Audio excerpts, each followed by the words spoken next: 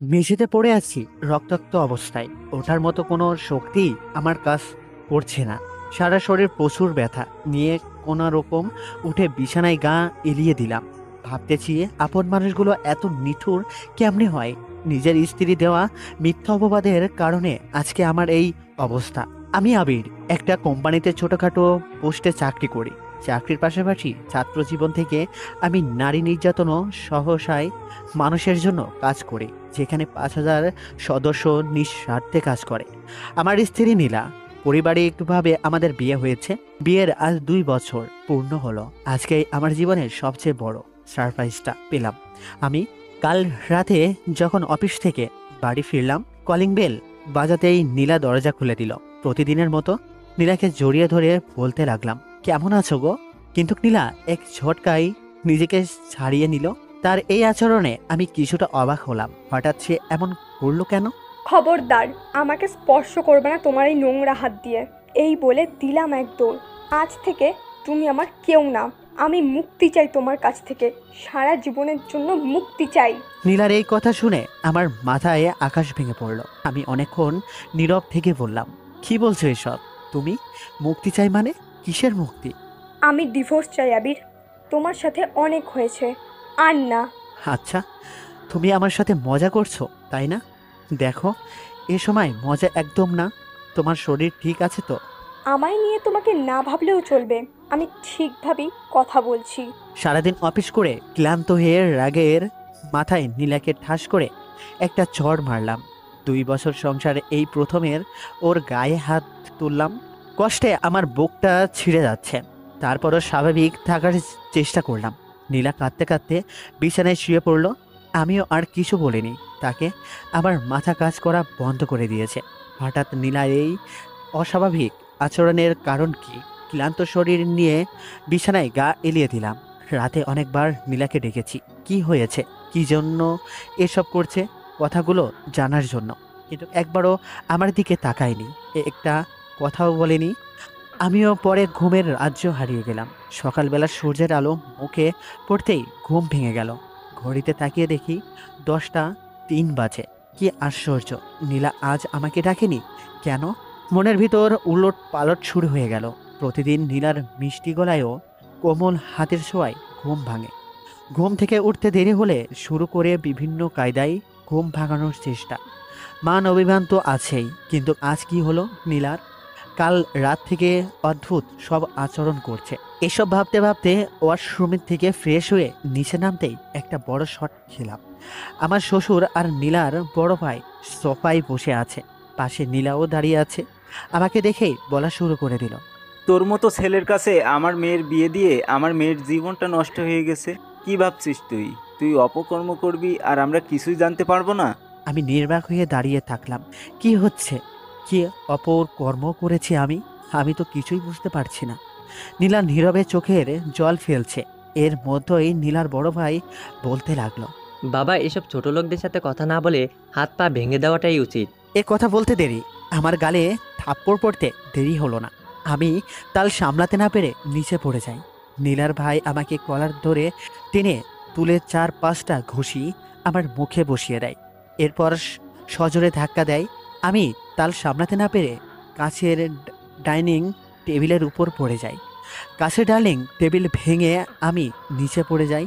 কাঁচ ভেঙে আমার শরীরে কিছু অংশ ঢুকে যায়। তারপরও আমাকে তারা ছাড়েনি। ডাইনিং টেবিলে থাকা ফল কাটা ছুরি নিয়ে আমার কাছে এগিয়ে আসতে নীলা বাধা দেয়। থাক ভাইয়া, যথেষ্ট শিক্ষা হয়েছে। আর না, এখন বাড়ি চলো। নীলার জন্য তুই আজ বেঁচে গেলি। ডিভোর্স পেপার পাঠিয়ে দেব, সই করে দিস। আর হ্যাঁ, ওই বাড়িতে নীলার উদ্দেশ্যে ভুলেও পা বাড়ালে তোর লাশটা টুকরা টুকরা করে সাগরে ভাসিয়ে দিব। কথাটা মনে রাখিস। আমার শ্বশুর যাওয়ার আগে বলে গেলেন। আমি শুধু নির্বাক হয়ে তাদের চলে যাওয়া দেখতে লাগলাম। বিছানায় শুয়ে শুয়ে সকালের ঘটনা মনে করতে লাগলাম। কখন যে ভোর হয়ে গেছে বুঝতে পারিনি। সারা শরীর প্রচুর ব্যথা, ঠিক মতো উঠে দাঁড়াতেও পারছি না। অনেক কষ্টেও উঠে আয়নার সামনে গিয়ে অবাক হয়ে গেলাম। আমার পুরো চেহারায় কাছের ছোট ছোট টুকরো আটকে আছে। চেহারাটা আর আগের মতো নেই। ঠোঁট ফেটে গিয়েছে। 5 তলার উপর থেকে যে নিচে নামতে যে শক্তিটুকু আমার নেই। হ্যাঁ, তো পরিমাণ মেরেছে আমাকে। নীলা একবারও জানতে চায়নি আমি কেমন আছি, কি অবস্থা আমার। নিজের অজান্তেই চোখ দিয়ে দুফোঁটা জল গড়িয়ে পড়ল। ফোনটা হাতে নিয়ে আমার বন্ধু সজলকে ফোন দিলাম। আমার মা বাবা মারা যাওয়ার পর আমার একমাত্র অবলম্বন এই বন্ধু সজল। ফোন রিসিভ করতেই বললাম, কোথায় আছিস তুই? ওপাশ থেকে বলল, কি হয়েছে তোর? কণ্ঠটা এরকম শোনাচ্ছে কেন? আমি একদম ঠিক আছি, তুই একটু আমার বাসায় আসবি? আরে, এতে আবার অনুরোধ করা লাগে নাকি? আমি এক্ষুনি আসছি। যাক, একটু স্বস্তি পেলাম। প্রিয় বন্ধুর কথা শুনে আমি আস্তে আস্তে দরজার কাছে গিয়ে একটা চেয়ার নিয়ে বসে পড়লাম। কিছুক্ষণ পর সজল আসলো। আমার অবস্থা দেখে কেঁদে দিবে এমন অবস্থা তার। কি হয়েছে তোর? এই অবস্থা কিভাবে? কে করেছে বল আমায়। ইত্যাদি প্রশ্ন করা শুরু করলো। আমি তাকে সবকিছু খুলে বললাম। সে সবকিছু শুনে মুক্তির মতো বসে রইল। কারো মুখে কোনো কথা নেই, শুধুই নীরবতা। নীরবতা ভেঙে সজল বলতে লাগলো, চিন্তা করিস না, সব ঠিক হয়ে যাবে। আমি শুধু মাথা নাড়ালাম। কষ্টে ভেতরটা দুমড়ে মুচড়ে যাচ্ছে। সজলকে বললাম, আমার একটা কাজ করে দিতে হবে। সে বলল, কি কাজ বল। তুই শুধু এতটুকু এতটুকু খোঁজ নিয়ে দেখ, ঠিকই কি কারণে নীলা আমাকে ডিভোর্স দিতে যাচ্ছে। কি অন্যায় আমার। আমার অন্যায় হলে আমি মাথা নত করে মেনে নিব, তবুও মিথ্যা অপবাদ সহ্য করব না। প্লিজ ভাই, এটুকু খোঁজ নিয়ে দেখ। আচ্ছা, তুই চিন্তা করিস না, আমি দেখতেছি। তারপর সজল আমাকে ব্যথার ওষুধ খাওয়ায় ও মাথায় ব্যান্ডেজ করে দেয়। তারপর চলে সে যায়। আমি বসে বসে ভাবছি, এই কি আমার সেই নীলা যে কিনা আমার সামান্য জ্বরে বিচালিত হয়ে পড়তো, আমার অসুস্থতা দেখলে অনেক সেবা যত্ন করত, সামান্য অভিমানে কেঁদে কেঁদে বালিশ ভিজাতো। কিন্তু আজ সেই নীলা নেই। এভাবে দেখতে দেখতে এক সপ্তাহ চলে যায়। আমিও মোটামুটি সুস্থ হয়ে গেছি। সজল নিয়মিত খোঁজ খবর নিত, খাবার বাসায় দিয়ে যেত। এক সপ্তাহ আমি চাকরিতে যেতে পারিনি দেখে চাকরি থেকে আমাকে বহিষ্কার করা হয়েছে। আমার তাতে কোনো দুঃখ নেই। দুপুরের দিকে বসে বসে বই পড়তেছি, হঠাৎ দেখি বাসার মালিকের মেয়ে একটা টিফিন বক্স নিয়ে দাঁড়িয়ে আছে। আমাকে দেখে বলল, মা এই খাবারটা আপনার জন্য পাঠিয়েছে। শুনলাম ভাবি নাকি চলে গেছে রাগ করে। আমি জবাবে শুধু হ্যাঁ বললাম। খাবার নিলাম হাতে, না নিলে আবার বলবে অহংকারী আমি। অনিচ্ছা সত্ত্বেও নিলাম। পরের দিন সকালবেলা বের হলাম একটা চাকরির জন্য। পথে সজলের সাথে দেখা। ওকে এ কথা বলতেই বলল, আরে, আমার অফিসে একটা পোস্ট খালি আছে, কাল থেকে জয়েন করিস, সমস্যা নেই। যদিও বেতন অনেক কম, তাও রাজি হয়ে গেলাম, কারণ আমার চলার মতো টাকা তো লাগবে। এভাবে কয়েকদিন কেটে যায়। নীলার কোনো খবর নেই, ফোনও বন্ধ। আমার বাসায় মালিকের মেয়ে প্রায় খাবার নিয়ে আসে। মেয়েটাকে বাধা করা সত্ত্বেও নিয়ে আসে। একদিন দুপুরে মেয়েটা খাবার নিয়ে আসে, আমার পাশে বসে পড়ে টেবিলে। আমি খাবার খাচ্ছি, এমন সময় আমার শ্বশুর মশাই আসলো। খাবার টেবিলে মেয়েটাকে দেখে বলল, আমি জানতাম তোমার মতো লম্পটের কারণে আমার মেয়ের জীবনে সুখ আসবে না। একটা চলে গেছে, এখন আরেকটা পেয়েছো। তুই একটা চরিত্রহীন ছেলে। এই বলে একটা খাম আমার দিকে ছুঁড়ে মেরে বলে, যত তাড়াতাড়ি সই করবি ততই তোর মঙ্গল। আমাকে কিছু বলার সুযোগ না দিয়েই হনহন করে বেরিয়ে গেলেন তিনি। আমার সাথে থাকা মেয়েটিও অনেক লজ্জা পেল। খাবার টেবিল থেকে উঠে সোজা রুমে গিয়ে বসে পড়ি। কাপা কাপা হাতে খামটা হাতে নিয়ে দেখি ডিভোর্স পেপার। আমার চোখ দিয়ে আশার শ্রাবণ বয়ে নামছে। স্বয়ং নীলা আমাকে ডিভোর্স লেটার পাঠিয়েছে। এখন চিৎকার করে বলতে ইচ্ছে করছে, কি দোষ ছিল আমার, কি কারণে এমন করলো নীলা। আমি বাঁচতে চাই না নীলা, আমি তোমার সাথে বাঁচতে চাই, আমাকে বাঁচাও। ডিভোর্স পেপার সই না করে সোজা বাসার নিচে গিয়ে 5 প্যাকেট সিগারেট নিয়ে আসি। এই ছাইপাশ কখনো হাতে দিয়ে ধরিনি, ধরেও দেখিনি আগে, আর আজ থেকে এটা আমার নিত্য সঙ্গী। এর মধ্যেই সজল ফোন দিয়ে যা বলল তার নেশার শোনার জন্য আমি মোটেও প্রস্তুত ছিলাম না। ফোনের ওপাশ থেকে সজল বলতে লাগলো, নীলা নাকি আমাকে পতিতলায় দেখেছে, আমি নীলার সাথে প্রতারণা করেছি, তার ভালোবাসার বিশ্বাস ভেঙেছি, ইত্যাদি আরো অনেক কিছু বলল। নীলার বড় ভাইয়ের কাছ থেকে সজল খবরটা জেনেছে। হ্যাঁ, আমি পতিতলায় গিয়েছিলাম, কিন্তু কেন গিয়েছি নীলা একবারও জন্য জানতে চায়নি। জেনেই বা কি করবে? এমন সহনে স্ত্রী তার স্বামীকে দেখলে সহজেই বিশ্বাস করে নিবে যে সে খারাপ। কিন্তু কেউ আমার মনের কথাটা জানে না। আমাকে এবারের জন্য কথা বলার সুযোগ দেওয়া হয়নি। মনে মনে আল্লাহকে বলেছি, এ আল্লাহ, কেন তুমি আমার সাথে এমন করলে? আমি তো তোমার হুকুমের কোনো কমতি রাখিনি। চোখ দিয়ে অনবরত পানি পড়ছে, কিন্তু মুখে দেওয়ার মতো কেউ নেই। আমি কেন পতিতলায় গিয়েছি এবার শুনুন। বেশ কিছুদিন আগে আমি অফিসে যাওয়ার জন্য রাস্তা দিয়ে হেঁটে যাচ্ছি। এমন সময় এক বৃদ্ধ মহিলাকে দেখলাম রাস্তার পাশে বসে আছে, হাতে একটা ব্যানার, তাতে লেখা আমার মেয়েকে বাঁচাও, অত্যাচারীর হাত থেকে রক্ষা করো ও ইত্যাদি। আমি কৌতূহলবশত জিজ্ঞেস করলাম, কি হয়েছে আপনাকে, আমাকে খুলে বলুন। মহিলা বলতে লাগলো, আমার মেয়েকে পতিতালয়ের একদল প্রতারক চক্র বিক্রি করে দিয়েছে 5 বছর আগে। কত জায়গায় গিয়েছি বিচারের জন্য, কিন্তু বিচার পাইনি। তাই আমি আজ বাবা পথে পথে এই ব্যানার নিয়ে ঘুরি। নিজের অজান্তেই চোখের কোণে পানি এসে গেল। তারপর ওনার কাছ থেকে মেয়েটির ছবি নিয়ে পতিতালয়ের ঠিকানায় চলে গেলাম। আমার দ্বারা যদি কোনো মা তার সন্তানকে ফিরে পায়, এর চেয়েও বড় কি আর হতে পারে। এইসব ভাবতে ভাবতে পতিতলায় এসে এখানকার ম্যানেজারকে ছবি দেখিয়ে বললাম, এই মেয়েটি কি এখানে আছে? ম্যানেজার বলল, আছে। আমি এই মেয়েটিকে মুক্ত করে দিতে চাই। কত টাকা লাগবে? মুক্তিপণ হিসাবে ম্যানেজার জবাব দিল, 25,000 টাকা লাগবে। এই মুহূর্তে আমার এত টাকা ছিল না, তাই বলে আসলাম কালকে আসবো। এই কথা বলে ওইখান থেকে চলে আসলাম। পরের দিন টাকা নিয়ে আবার গেলাম, কিন্তু ম্যানেজার বলল, আজকে হবে না, কিছুদিন পরে আসেন। কি আর করার। কিছুদিন পর গিয়ে মেয়েটিকে মুক্ত করে তার অসহায় মায়ের কাছে ফিরিয়ে দিলাম। তিনি আমাকে দোয়া করলেন, তোমার বউ সন্তান যেন সবসময় ভালো থাকে, পরিবারে যেন শান্তিতে থাকে। কিন্তু কে জানতো যে ওই বৃদ্ধার দোয়া অভিশাপে পরিণত হবে। হয়তো নীলা আমার পিছু নিয়ে আমাকে ওই স্থানে দেখে ফেলে, যার কারণে পরিস্থিতির শিকার আজ আমি নিজেই। কিন্তু নীলা কি একেবারের জন্য কি সত্যটা জানতে চাওয়ার প্রয়োজন মনে করেনি? বাহ, কি সুন্দর নিয়তির খেলা। একজনকে মুক্তি দিয়ে এসে দেখি আর একজন আমার কাছ থেকে মুক্তি নিয়ে নিয়েছে। অনেকগুলো কষ্ট মনের ভেতর চাপা দিয়ে নিজেকে শক্ত করে নিলাম। পরের দিন সকালে অফিসে গিয়ে দেখি সজল মন খারাপ করে বসে আছে। আমি জিজ্ঞেস করলাম, কি হয়েছে তোর? এরপর যা বলল আমি আর দাঁড়িয়ে থাকতে পারলাম না, ঠাস করে বসে পড়লাম।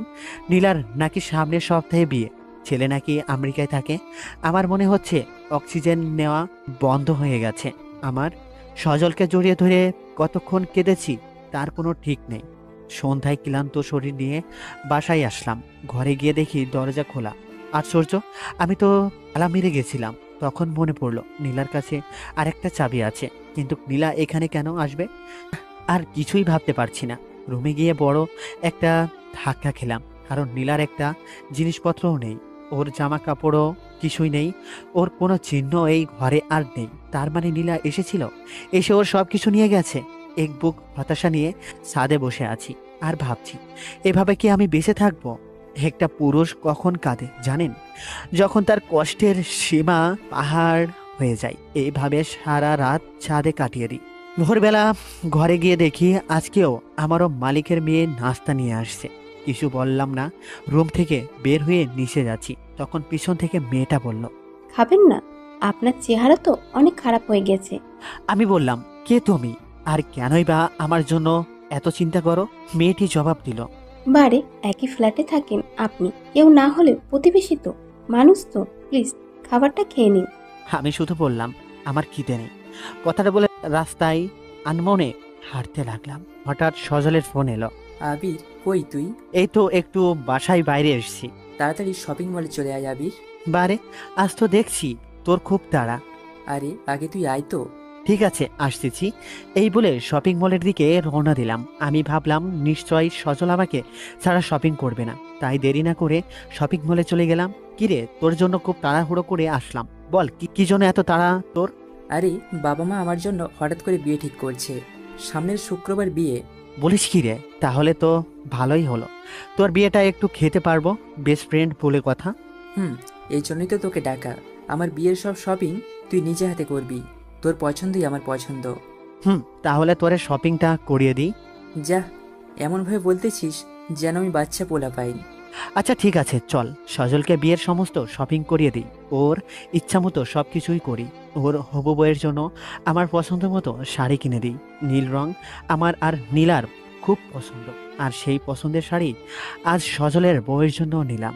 শপিং শেষে সজলের জরুরি ফোন আসে। সজল ফোন রিসিভ করতে শুধু জোর গলায় বলে, আপনি পেমেন্ট পেয়ে যাবেন, চিন্তার কোনো কারণ নেই। অনেকটা রাগী গলায় কথাগুলো বলে। এক পর্যায়ে সে শপিং মল থেকে আমার কাছ থেকে বিদায় নিয়ে বের হয়ে যায়। আমি বের হওয়ার সময় দেখি নীলা তার বড় বোন আর বড় ভাই মিলে শপিং মলে ঢুকছে। নীলাকে আজ প্রায় 3 মাস পরে দেখলাম। মুখে চঞ্চলতার হাসি এখনো ফুটে আছে, নেই কোনো চিন্তার ছাপ, ঠিক আগের মতোই আছে। মনে হয় যেন কিছুই হয়নি। আমার মন আর সায় দিল না। কিভাবে নীলার সাথে কথা বলা যায় সেই উপায় খুঁজতেছিলাম। নীলার শপিং করা শুরু করে দিল, আমিও ওদের পিছু নিলাম। হঠাৎ নীলা ওয়াশরুমের দিকে যেতেই আমি মনে মনে বললাম, এই সুযোগ হাতছাড়া করা যাবে না। তাই পিছু পিছু ওয়াশরুমে গিয়ে দরজা আটকে পিছন থেকে মুখ চেপে ধরলাম ওর। আমাকে দেখে নীলা চিৎকার দিতে গিয়েও পারল না। নীলা অগ্নি দৃষ্টিতে আমার দিকে তাকিয়ে আছে, মানে অভিমান সব দূর করে আমি বলতে শুরু করলাম, কেমন আছো নীলা? তোর মতো ছোট লোক লম্পটের থেকে দূরে এসে অনেক ভালো আছি আমি। এভাবে কথা বলছো কেন? আমি কি অন্যায় করেছি যার শাস্তি তুমি আমাকে এভাবে দিচ্ছ? তুই কোনো অন্যায় করিসনি, সবই আমার নিয়তি। তোর মতো চরিত্রহীন বখাটের লোককে বিশ্বাস করাই আমার জীবনের সবচেয়ে বড় ভুল হয়েছে। নীলা, তুমি আমাকে ভুল বুঝছো। আমি ওরকম কোনো কাজই করিনি, বিশ্বাস করো। তোমার কসম খেয়ে বলছি। খবরদার, আমার কসম খাবে না। তোর মতো পাপিষ্ট লোক কখনো আমার কসম খেতে পারে না। আমি নীলার হাত ধরতে ঠাস করে আমার গালে 2টো থাপ্পড় বসিয়ে দেয়। আমায় তুই টাচ করবি না। আর শুনে রাখ, কিছুদিন পর আমি অন্য কারোর বউ হতে চলেছি, আর ভুলেও আমার সামনে আসবি না তুই, বলে দিলাম। তোর মতো ধোঁকাবাজের সাথে আমি 2 বছর সংসার করেছি, এটা ভাবতেই আমার ছি ছি ছি ছি। আমার চিহ্ন যাতে তুই খুঁজে না পাস, এজন্য আমি সব কিছু নিয়ে এসেছি তোর বাসা থেকে। আর হ্যাঁ, বিয়ের দিন এসে 4টা ডাল ভাত খেয়ে যাওয়ার দাওয়াত রইল তোর। এই বলে নীলা ওয়াশরুম থেকে বের হয়ে গেল। নিজের স্ত্রীর কাছ থেকে এমন আচরণ কখনোই আশা করিনি। আমি পাথরের মতো শক্ত হয়ে গেছি। কথাই আছে না, অল্প শোকে কাঁদে, অধিক শোকে পাথর হয়, ঠিক তেমন অবস্থা হয়েছে আমার। এই বুঝি আমার ধূপ বন্ধ হয়ে গেল, চোখের পানি সব শূন্য হয়ে গেছে। কার জন্য কাঁদবো যার কাছে আমার ভালোবাসার কোনো মূল্য নেই? বাবা মা মারা যাওয়ার পর জীবনে নীলাকে পেয়েছিলাম। স্বপ্নের মতো আমাদের সুখের সংসার এগোচ্ছিল। ভাগ্যর কি নির্মম পরিহাস! আজ আমি নিঃস্ব। আজ আমার আপন বলতে এখন আর কেউ নেই। নীলা জীবনেও আর আমার কাছে আসবে না। এটা তো বামন হয়ে চাঁদে হাত দেওয়ার মতো। কল্পনা করা, আমার ভালোবাসাকে আজকে আমি নিজের হাতে মাটি চাপা দিলাম। নেই কোনো আশা আর ভরসা। বেঁচে থেকেও আমি যে মরে গেছি। আজ সন্ধ্যায় বাসায় ফিরে আসলাম। সারাদিন কিছুই খাইনি, আর খাবই বা কিভাবে? এইসব খবর শোনার পর গলা দিয়ে খাবার নামবে কিনা আল্লাহ ভালো জানেন। বিছানায় গায়ে এলিয়ে দিয়েই শুয়ে পড়লাম। রাত 10টা বাজে। হঠাৎ কলিং বেল বেজে উঠল। ঘুম ঘুম চোখে দরজা খুললাম। দরজা খোলা দেখে আন্টি খাবার নিয়ে দাঁড়িয়ে আছে। আন্টি মানে বাড়িওয়ালি। শুনলাম তুমি নাকি সকাল থেকে কিছুই খাওনি। তুমি এই আজ 5 বছর থেকে আছো, কোনোদিন তোমার কোনো দোষ আমরা খুঁজে পাইনি। খুবই শান্ত প্রকৃতির একটা মানুষ তুমি। আমার তো কোনো ছেলে নেই, তোমাকে নিজের ছেলের মতো করে দেখি। তা বাবা, তোমার এই অবস্থা কেন? চেহারার কোনো যত্ন নেও না, আর বৌমা আসবে না? আমি মানে মনে একটু স্বস্তি পেলাম।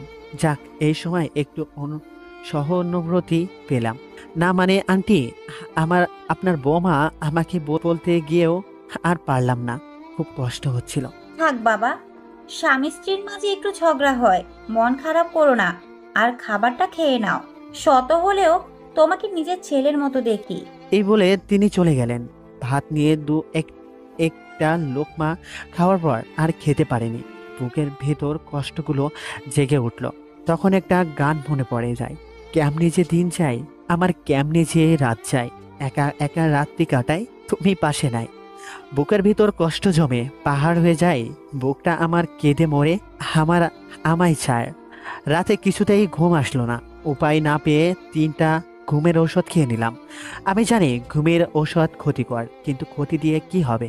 লাইফের সবচেয়ে বড় ক্ষতি আমার তো হয়েই গেল। দুপুর 12টায় ঘুম ভেঙে আমার ঘড়িতে তাকিয়ে দেখি ভ্যাপা চেকা খেয়ে যায়। আজ আর অফিসে যাওয়া হবে না।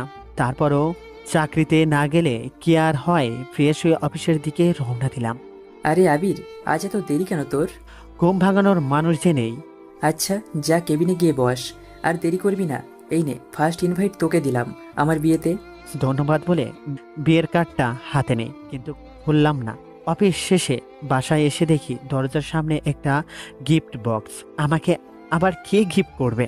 হাতে নিয়ে রুমে গিয়ে খুলতে লাগলাম। খুব সুন্দর করে মোড়ানো বক্সটা আস্তে আস্তে খুললাম। খুলে দেখি একটা বিয়ের কার্ড। কনের নাম ইশরাত জাহান নীলা। বুকটা ধুক করে উঠল। বরের নাম ডিটেলস আর পড়লাম না। আমার বুঝতে আর বাকি রইল না, এটা নীলার কাজ। কাটা গায়ে লবণের ছিটা দিয়ে কি মজা পায় সে। একটা মানুষ কতটা কষ্টের মধ্যে আছে সে কি উপলব্ধি করতে পারছে না, নাকি মজা নিচ্ছে? একজন স্ত্রী তার স্বামীকে তার বিয়ের কাঠ ফাটায় কতটা হৃদয় ভঙ্গিতে। কাজটা আমি আর নিতে পারছি না।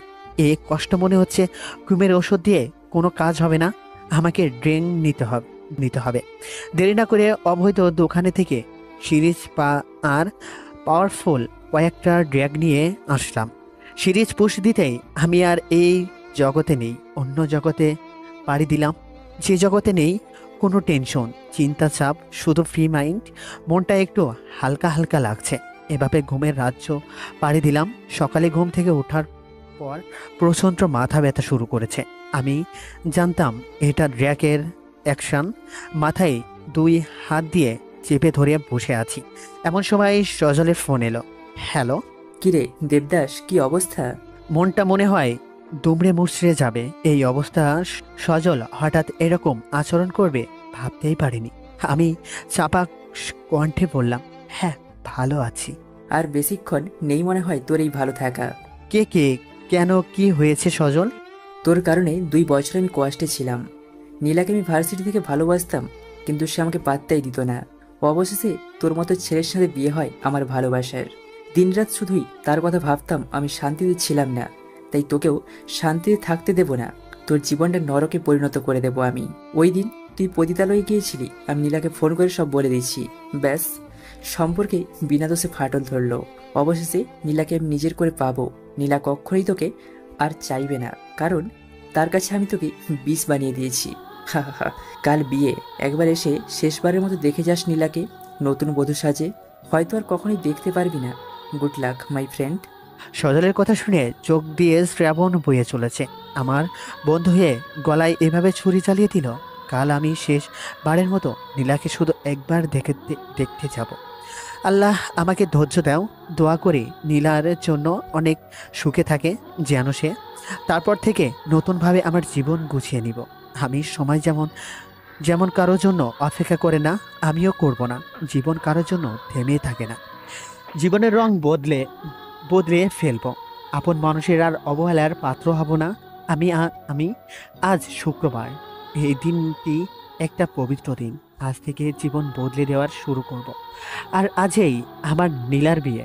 মনে মনে ভাবছি নীলাকে নিয়ে নীলিমা কেমন আছো, বড্ড জানতে ইচ্ছে করে। প্রতিদিন ভাবি তোমায় নিয়ে কবিতা লিখব, লেখা হয় না। এই ভেবে যদি বিরক্ত হও, যখন উদাস দুপুরের হিমেল হাওয়া এসে তোমায় চুলগুলিকে এলোমেলো করে দেয়, খুব ইচ্ছা করে আমার হাতের স্পর্শ দিয়ে গুছিয়ে দিই এলো চুলগুলি। ইচ্ছে করলেই যদি সব করা যেত, তবে ইচ্ছাগুলো অপূর্ণ থাকতো না। বুকের ভেতর যে যন্ত্রণাগুলি এত বোঝা হয়ে নিজেকে তিলে তিলে শেষ করে দেয়, তুমি চলে যাওয়ার পর বুঝেছি। বারে বারে মনে পড়ে তোমার স্মৃতি। আমি মুছে ফেলতে চাই স্মৃতিগুলোকে, কিন্তু পারি না। স্মৃতিগুলো বড্ড কষ্ট দেয় আমায়। নীলিমা, তুমি একদিন বলেছিলে আমায়, মনে আছে তোমার? যদি অভ্রনীল আকাশ মেঘে মেঘে ঢেকে যায়, চারিদিক অন্ধকারে ঢেকে যায়, তখন আমি যেন তোমার কাছে ছুটে যাই। অভিমানী মন যেতে দেয়নি আমায় তোমার কাছে। নীলিমা, তোমার দেয়া হলুদ পাঞ্জাবিটা পরে থাকি রোজ। তোমার ছোঁয়া পাবো বলে নিজেকে হিম ভাবতে ইচ্ছে হয়। এখন ইচ্ছে হয় খালি পায়ে দুজন শিশির ঘাসে পা ভিজিয়ে দুজনে মিলে শিউলি ফুল কুড়িয়ে আনবো। তা আর হয়ে ওঠে কই। হয়তো তোমার সামনে দাঁড়ানোর কোনো যোগ্যতা নেই, তবুও ফিরে আসতে চাইলে এসো। কিছু দিতে না পারলেও এই বুকটা সেদিনও পেতে দিব। আসবে তো নীলিমা? কিন্তু আমার ভাবনাগুলো কোনো কাজেই আসবে না। নীলাকে শুধু এক নজর দেখে আজ থেকে এই প্রাণের শহর ত্যাগ করব। খুব কষ্ট হচ্ছে, কিন্তু আমার কিছুই করার নেই। নতুন জীবনে পা রাখবো। মনে মনে একটু স্বস্তি পাচ্ছি। এই বন্ধু বান্ধব সব মায়া ছিন্ন করে চলে যাব নতুন কোনো জায়গায়। সকাল থেকে সজল ফোন দিয়েই যাচ্ছে, কিন্তু আমি রিসিভ করছি না। এমন সময় দরজায় কলিং বেল বেজে উঠল। দরজা খুলে দেখি সজল দাঁড়িয়ে আছে। কিছু বলার আগেই বলল, যদি বেস্ট ফ্রেন্ড মনে করিস তাহলে আজকে অবশ্যই আমার বিয়েতে আসবি। এই বলে চলে গেল। আমিও মনে মনে চঞ্চলের হাসি দিয়ে বললাম, যাবো রে যাবো। তোর বিয়েতে না গেলে কি আর হয়? দুপুরের নামাজ পড়ে এসে নীলার দেওয়া প্রথম বিবাহবার্ষিকী গিফট পাঞ্জাবিটা পরে তৈরি হয়ে চলে গেলাম বেহায়ার মতো বিয়ে বাড়িতে।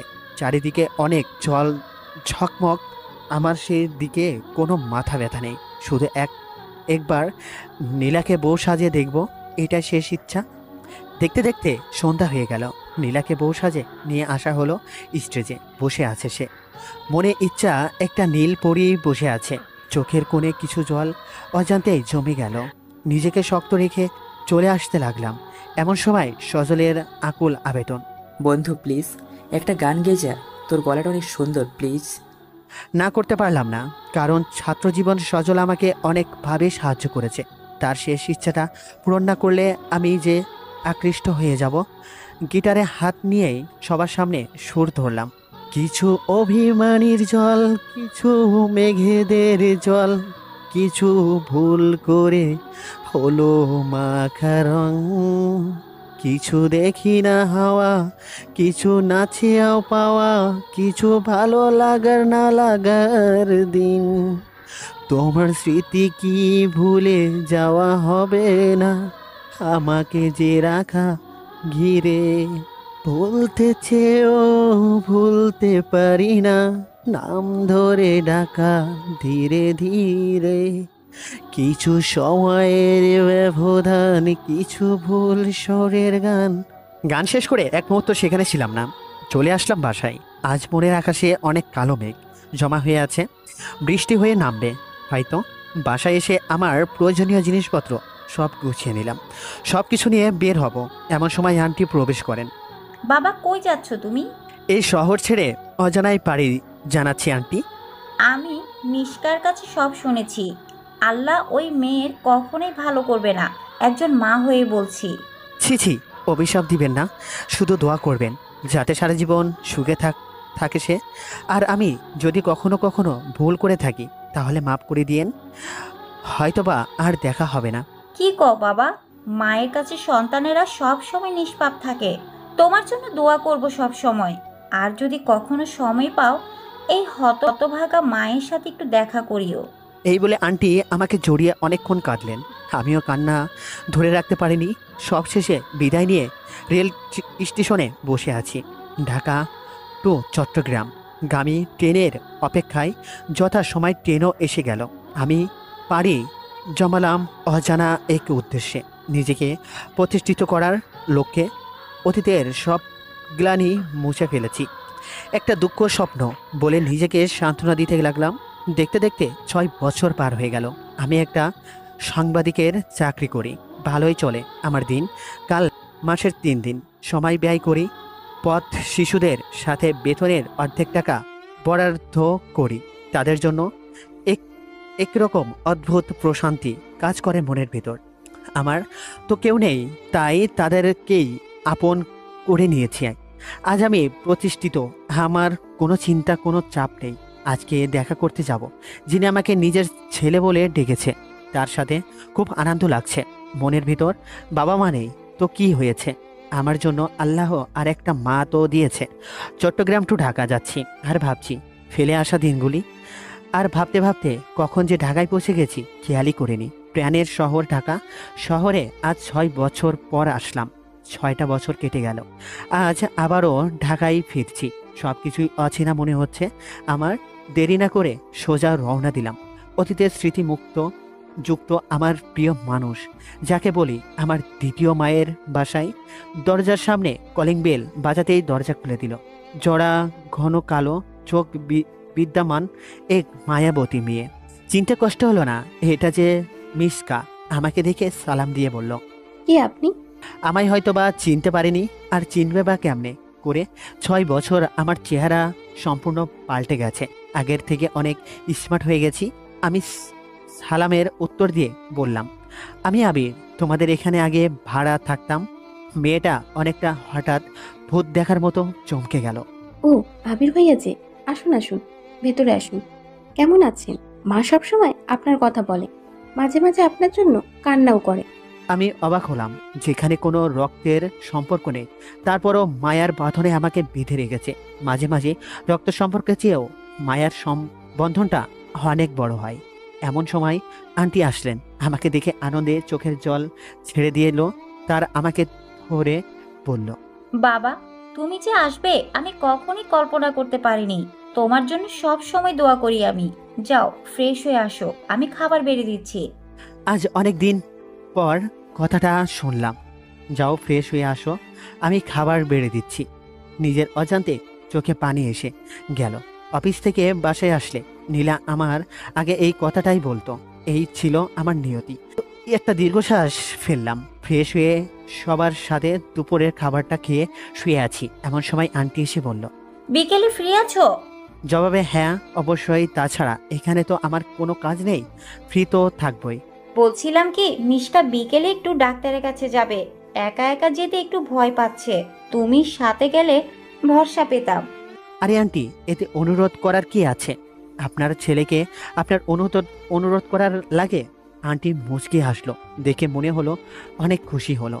আচ্ছা বাবা, আমি এখন যাই, তুমি বরং রেস্ট নাও। বিকালে মিশকাকে একটা আকাশি কালারের শাড়ি পরছে, কাচের চুড়ি হাতে, চোখে কাজল দিয়ে আমার সাথে বের হয়েছে। ওকে দেখলে যে কোনো মানুষ প্রেমে পড়ে যাবে।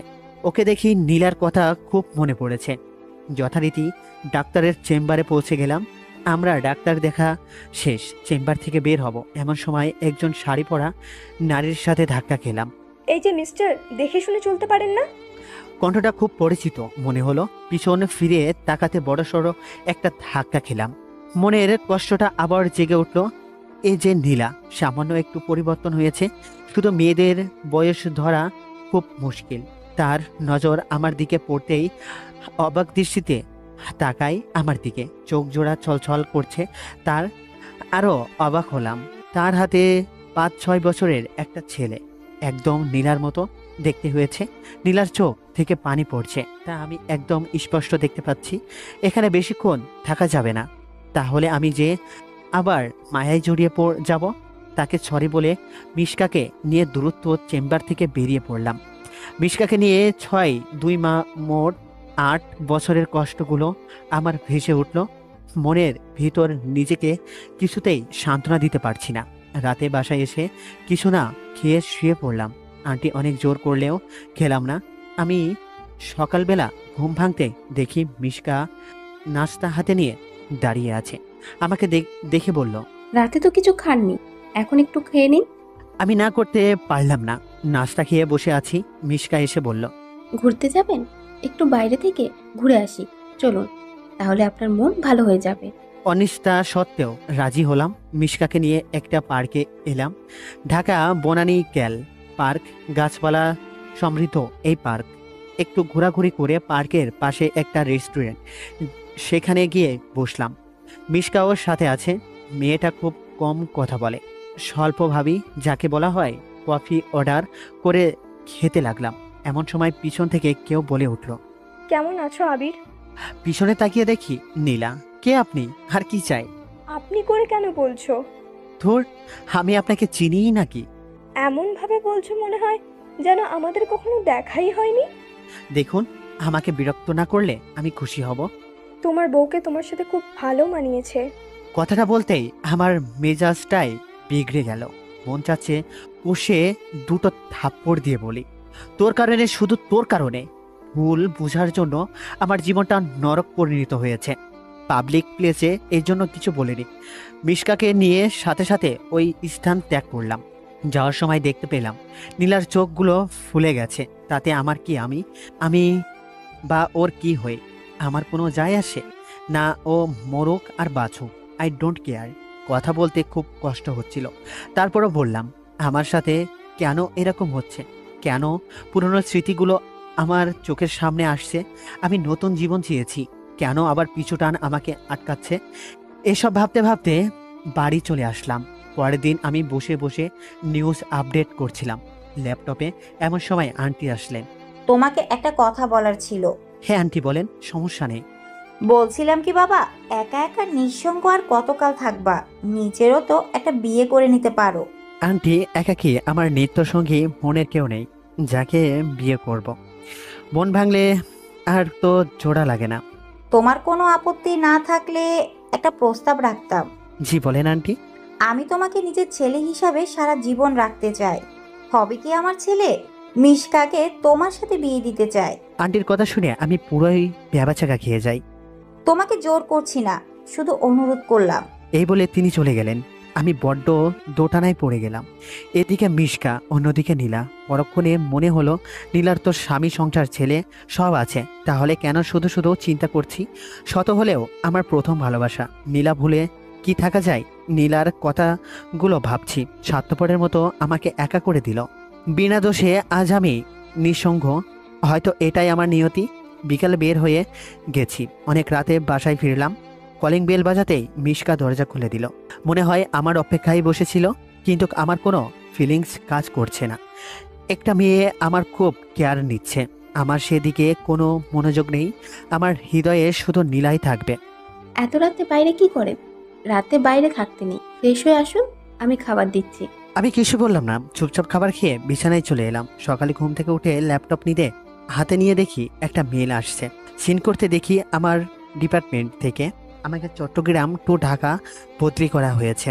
কি আর করার, অন্য অধীনে কাজ করলে এই অবস্থাই হবে। তাহলে পথ শিশুদের কি হবে?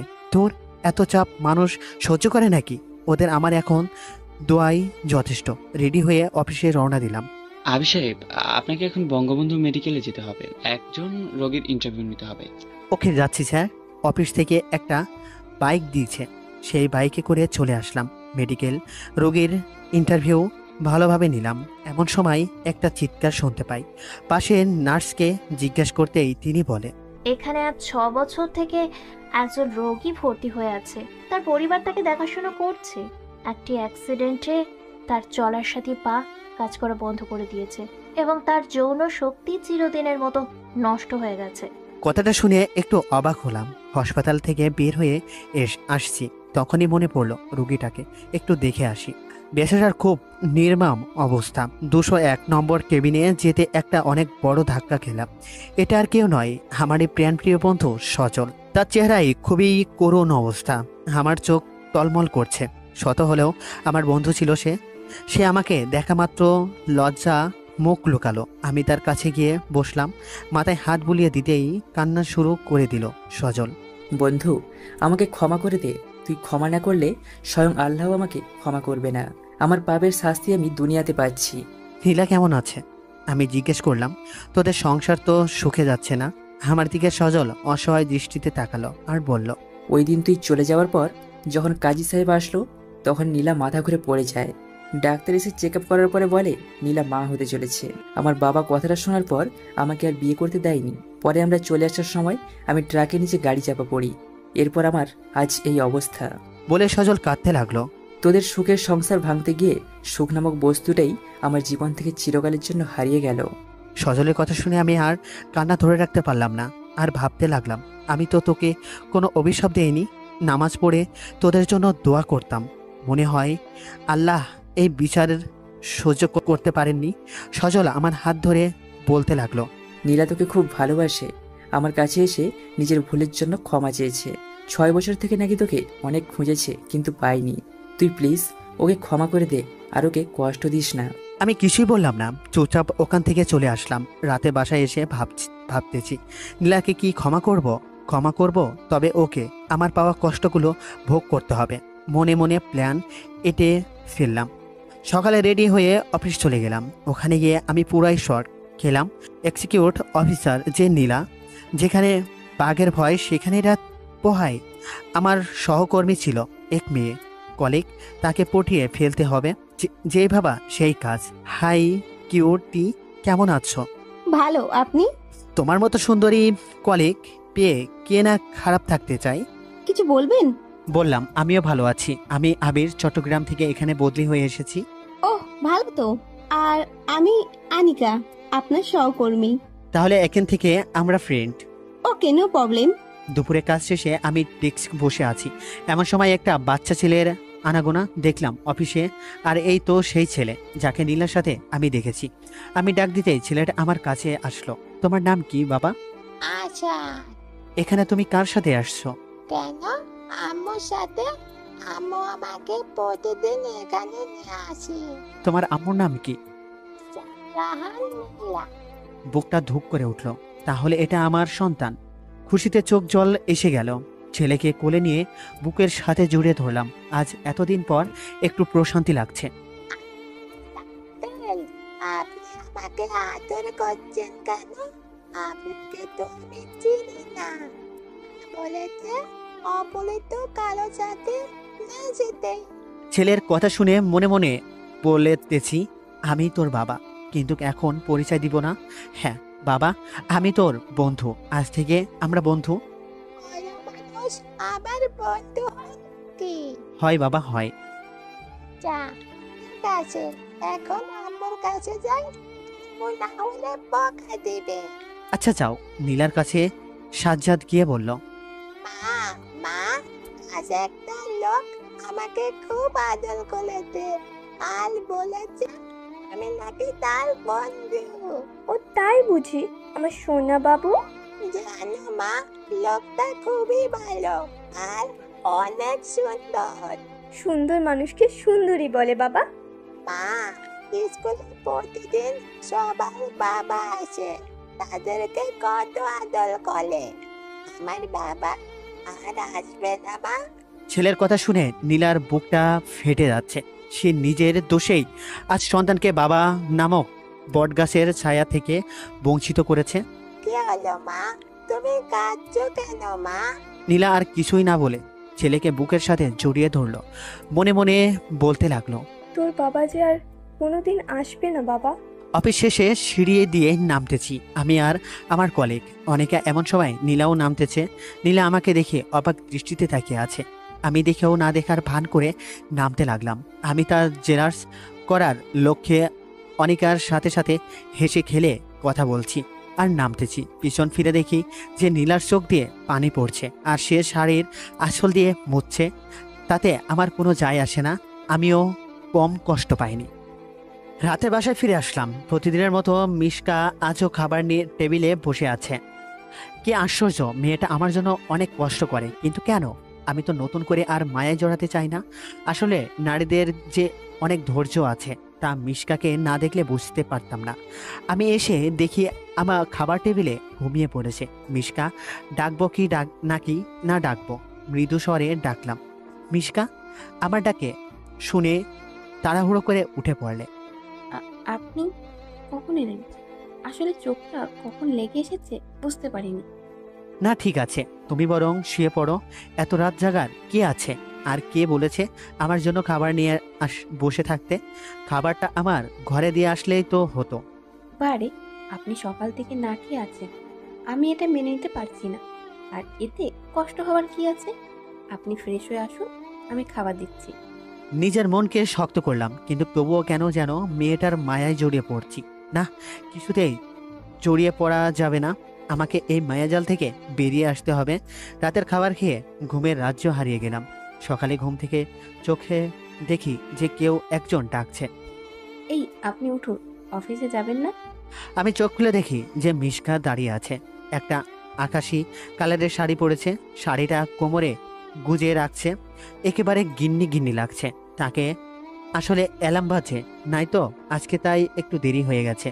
বেসরকারি চাকরি করি, একদিন না গেলে বসের অনেক কথা শুনতে হয়, এমনকি চাকরি থেকে বাদও করে দিতে পারে। তাই দেরি না করে ওয়াশরুম থেকে ফ্রেশ হয়ে নিচে এলাম। দেখি যে আন্টি আর মিশকা খাবার টেবিলে বসে আছে। আন্টির পরিবারে শুধু মিশকার আন্টি, আর কেউ নাই। আমিও নাস্তা টেবিলে বসে পড়লাম। বাবা, মিশকাকে একটু ভার্সিটিতে ড্রপ করে দিও তো, ওর আজকে পরীক্ষা আছে। জি আচ্ছা। খাবার শেষ করে রেডি হয়ে মিশকাকে নিয়ে বের হলাম। বাইকে করে রাস্তায় দেখলাম নীলা গাড়ি করে অফিস যাচ্ছে। রেল সিগন্যাল গাড়িগুলো আটকে পড়েছে। আমিও বাইক নিয়ে ওর গাড়ির সামনে দাঁড়ালাম। আমার পিছনে মিশকাকে দেখে মুখটা মলিন হয়ে যায়। নীলার শাড়ির আঁচল দিয়ে যে বার বার চোখ মুছছে, তা আমার দৃষ্টি এড়ায়নি। মিশকাকে ভার্সিটির গেটের সামনে নামিয়ে দিয়ে সোজা অফিস চলে আসলাম। অফিসে এসে দেখলাম নীলা আমার কলিগ অনিকার সাথে হেসে হেসে কথা বলছে। আমিও ভাবছি একটু ঝাল না দিলে কি আর হয়। High cutie. একথা শুনে নীলা পিছন ফিরে তাকায়। আমি সোজা পাশ কাটিয়ে অনিকার গা ঘেঁষে বসে পড়ি। আরে আবির ছে, কেমন আছো তুমি? আমি কি আর ভালো কত সুন্দরী কলিগ, তুমি আমার রাতে ঘুম তো একেবারে কেড়ে নিলে। তুমি ও মা, তাই বুঝি? গো তাই। আবির তুমি এত দুষ্টু কেন? দুষ্ট না হলে তোমার মতো সুন্দরী কলিগ পেতাম। আমার কিছুই চাই না, সারাদিন শুধু আমার পাশে বসে থাকলেই হবে। হয়েছে হয়েছে, আর পাম মারা হবে না। এতে পাম মারার কি আছে? এ কথা বলেই নীলার দিকে তাকিয়ে দেখি একেবারে তেলে বেগুনে ফুলে উঠেছে। ও রাগ করলে আমার কি? হ্যাঁ। রাগ সামলাতে না পেরে বলল, এটা অফিস, কোনো রোম্যান্স করার জায়গা নয়। জানো, দেখো না অফিসের ম্যাডাম কি বলে। আবির তুমিও না। এ কথা বলে নীলা চলে গেল। মা মা, আগামীকাল স্কুলে স্যাররা বলেছে মা বাবাকে নিয়ে যেতে। তুমি তো ছেলের কথা শুনে নীলা অনেকটাই কষ্ট পেল। তখনই তার মনে পড়ল আবিরের তো বউ আছে। আমার ছেলেটাকে এখন বাবার পরিচয় দিলে সে মেনে নেবে না। না না, আমার ছেলেকে আমি আমার পরিচয় দিব। তার এই নিষ্পাপ মনে আমি কষ্টে থাকতে দিব না। আমার ছেলে যদি জানতে পারে তার বাবার আরেকটা বউ আছে, তাহলে ও খুব কষ্ট পাবে। আর আমি শুধু আমার ছেলেকে আঁকড়ে ধরে সারা জীবন কাটিয়ে দিতে চাই। আবির আমাকে ক্ষমা করবে কিনা জানি না। আমার ভুলের জন্য বিধাতা প্রতিনিয়ত আমাকে কষ্ট দিচ্ছেন। সারা জীবন আবিরের জন্য দোয়া করব, ও যাতে ভালো থাকে। এই বলে ছেলেকে বুকে টেনে নিয়ে নিঃশব্দে কাঁদতে লাগলো নীলা। যাক বাবা, এবার বুঝবে কারো মনে আঘাত দেওয়ার কষ্ট কেমন হয়। আমি আমার কাজ করে বলছি। দুপুরে লাঞ্চ টাইমে সবাই ক্যান্টিনে খাওয়ার প্রস্তুতি নিচ্ছি। আমি গিয়ে অনিকার সাথে বসলাম। আমি তো কোনো টিফিন নিয়ে যাইনি, তাই বিরিয়ানি কিনতে যাওয়ার সময় অনিকা বলতে লাগলো, থাক, আর যেতে হবে না, আমার খাবারটাই আমরা ভাগ করে দুজনে খাবো। আমার বিপরীত টেবিলে নীলা বসছে। আমার দিকে বারবার আর চোখে তাকাচ্ছে। অনিকা আর আমি খাচ্ছি। হঠাৎ করে অনিকার মুখ আমি লোকমা তুলে দিলাম। নীলার চোখ এড়ায়নি। নীলা সহ্য করতে না পেরে সেখান থেকে উঠে গেল। এখন কেন চলে যাও নীলা? যখন তুমি বেনারসি শাড়ি পরে বিয়ের আসরে বসেছিলে, আমার ভিতরে কি হয়েছিল একমাত্র আমিই জানি। আর এতটুকু কষ্ট তোমার সহ্য হয় না? ভালোবাসা মানে হচ্ছে বিশ্বাসের একটা ব্যাপার আছে, যেখানে কেউ কেউ কেউ বুঝে না। নিজের স্ত্রী অন্যর সাথে বিয়ের আসরে দেখলে এর মতো কষ্টকর ব্যাপার পৃথিবীতে আর একটাও নেই। কি ভাবছো আবির? আরে কিছু না। এই তুমি আমার মুখে লোকমা তুলে দিলে কেন? আমি কি তোমার বউ লাগি নাকি? ধুর, বউ হতে যাবে কেন? তুমি তো আমার বেস্ট ফ্রেন্ড, আর বেস্ট ফ্রেন্ডরা বউয়ের চেয়েও বেশি হয়। এ মা, তাই বুঝি? মা আরবো একটা নাক বরাবর 7 দিন মেডিকেল থাকবে, বুঝলে? তাহলে তো ভালোই হয়, সেবা যত্ন করতে পারবা। তোমার সাথে আমি কথা বলে আর পারবো না। দুপুরের খাবার শেষ করে কেবিনে বসে আছি। অফিসটা একটু ঘুরে ঘুরে দেখতে লাগলাম। নতুন এসছি, এখনো কিছুই দেখা হয়নি। নীলার কেবিনের সামনে দিয়ে যাচ্ছি, এমন সময় শুনলাম নীলা কার সাথে ফোনে কথা বলছে আর কান্না করছে। আমার কাছে খুব খারাপ লাগলো। নীলার কান্না যা আমার একেবারে সহ্য হয় না। দেরি না করে ওখানে থেকে চলে আসলাম। আগামীকাল একটু ছুটি নিতে হবে। অফিসের বসের কাছে গিয়ে একদিন ছুটির মঞ্জুর করে নিলাম। আজ আর অফিস যাব না, ভাবলাম একটু ঘুরে আসি, তাই বাইক নিয়ে বেরিয়ে পড়লাম। কিছুক্ষণ যাওয়ার পর চোখে পড়লো একটা স্কুলের গেটে। দেখলাম যে আমার ছেলেটা ব্যাগ ঘাড়ে নিয়ে দাঁড়িয়ে আছে। কাছে গিয়ে জিজ্ঞেস করলাম, কি হয়েছে বাবা, এখানে মন খারাপ করে দাঁড়িয়ে আছো কেন? জানো আঙ্কেল, আমার বাবা নেই। আজ স্কুল বাবাকে দেখেছে। আম্মু এসে শুধু স্যারের সাথে কথা বলতে গেছে, তাই আমি রাগ করে এখানে দাঁড়িয়ে আছি। ছেলের কথা শুনে বুকের বা পাশ চিনচিন ব্যথা শুরু করে হয়ে গেল। মনে মনে বলতেছি, আমি তোর বাবাই, শুধু পরিস্থিতির কারণে আজ তোর কাছ থেকে দূরে। ছেলেকে আদর করে দারোয়ানকে বলে স্কুলের গেটের ভিতর ঢুকিয়ে দিয়ে আসলাম। মনে মনে ভাবছি, নীলা না হয় নিষ্ঠুর, তাই বলে আমিও নিষ্ঠুর হব? নিজের ছেলের পরিচয় আমার থেকে গোপন রাখলো নীলা। নিজের ছেলেকে কাছে আমি আজ প্রীতি পরিচয় গোপন রাখলাম।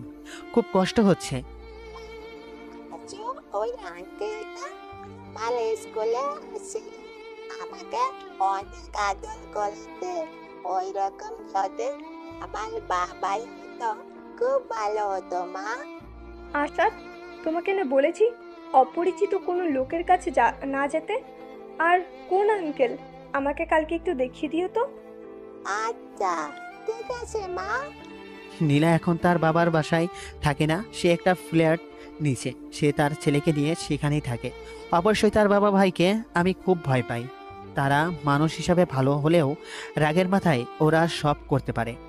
এমন মেন্টালিটি লোকদের এড়িয়ে চলাই শ্রয়। পরের দিন অফিসে গিয়ে কেবিনে কাজ করতেছি, এমন সময় পিয়ন এসে বলল, নীলা ম্যাম আপনাকে ডেকেছে। আমি দেরি না করে চলে গেলাম। মিস্টার আবির খান, আপনাকে যে নিউজ আপডেট করতে বলেছিলাম, আপনি শিরোনাম ছাড়া নিউজ দিয়েছেন কেন? আসলে ম্যাম, ভুলে গেছিলাম একটু। রাখেন আপনার ভুলে যাওয়া।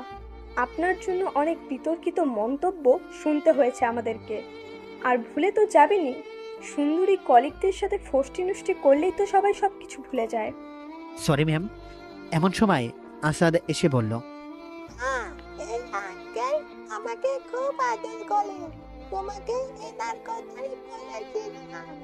নীলা জিজ্ঞাসা সূচক দৃষ্টিতে আমার দিকে তাকালো। আমি তার মুখে একটু হাসির ছাপ দেখতে পাচ্ছি। তারপর আবার কঠোর রূপ ধারণ করলো নীলা। তোমাকে না বারণ করেছি অপরিচিত ফালতু লোকের কাছে না যেতে? মা, আঙ্কেল খুব ভালো, তুমি ফালতু বলছো কেন? চুপ, একদম চুপ। বেশি পাকনা হয়ে গেছে, তাই না? আর এই যে মিস্টার আবির, আপনি আমার ছেলের সাথে আর মিশবেন না, এই বলে দিলাম। আমার দিকে তাকিয়ে কথাটা বলল। মুহূর্তের মধ্যেই মনটা খারাপ হয়ে গেল। ফালতু কি আমি নাকি তুমি নিজেই নীলা? খুব বলতে ইচ্ছে করছে, নীলা কি দেখছো তুমি আমার মাঝে ফালতুর মতো কার্যকলাপ? বলতে গিয়ে আর বললাম না। কেবিন থেকে এক বুক হতাশা নিয়ে বেরিয়ে আসলাম। মা হয়ে কেবিনে নিজের ছেলেকে তার বাবার সাথে মিশতে দেয় না। খুব কষ্ট হচ্ছে। আচ্ছা, আমিও তোমাকে বুঝিয়ে দিব নীলা, কষ্টের উপলব্ধিটা কেমন।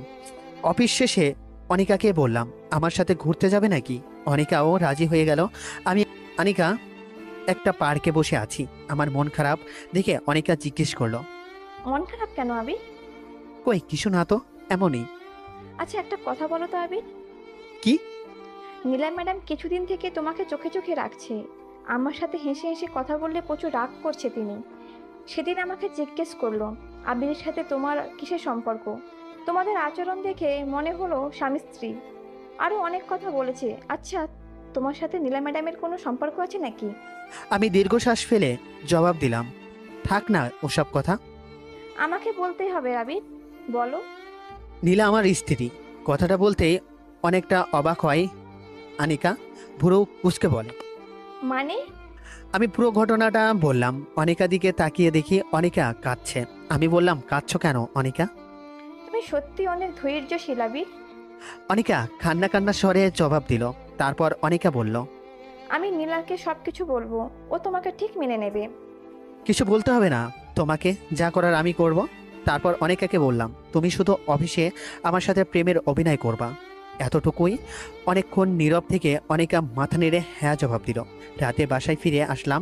মিশকা আমাকে ভাত বেড়ে দিল। আমি খাচ্ছি, এমন সময় মিশকা বলল, আপনাকে একটা কথা বলি। এ প্রথম মিশকা আমাকে কিছু অনুরোধ করলো। আমি বললাম, হ্যাঁ বলো। আমাকে আপনার কেমন লাগে জীবনসঙ্গী হিসেবে? অবাক করা প্রশ্ন।